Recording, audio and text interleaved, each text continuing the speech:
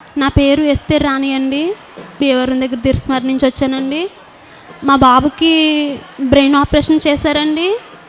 మా బాబు పరిస్థితి అయితే ఏం బాగాలేదండి. హాస్పిటల్కి తీసుకెళ్ళిన తర్వాత మా బాబుని అక్కడ వెంటిలేటర్ మీద పెట్టారండి. బాబుకి ఆపరేషన్ అయితే చేస్తామమ్మా, చేయమంటే చేస్తాం కానీ మేము చెప్పలేమనేసి అన్నారండి. అప్పుడు మా చిన్నాన్నగారు వచ్చి ప్రార్థన తైలం తీసుకొచ్చారండి.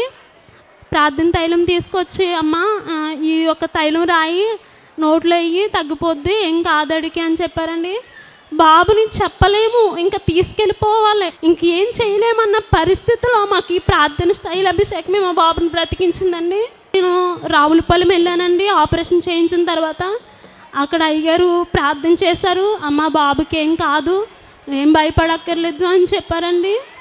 అయ్యగారు ప్రార్థన చేసిన తర్వాత మా బాబు మాట్లాడుతున్నాడండి. దేవుడు జ్ఞానం ఇచ్చాడు. కాళ్ళు చెయ్య అన్నీ కూడా సమస్తము సాధ్యమైన దేవుడికి. డాక్టర్స్ మాటలను కూడా వ్యక్తం చేసి ఇస్సాక్ అయ్యగారు ప్రార్థన ద్వారానే, కేవలం ఒక తైలాభిషేకం ద్వారానే బిడ్డను స్వస్థపరిచాడని దేవుడు. వేలాది కోట్లాది వందనాలండి. ఈ చిన్న సాక్ష్యం దేవుడు దీవించును గాక. ఆమేన్.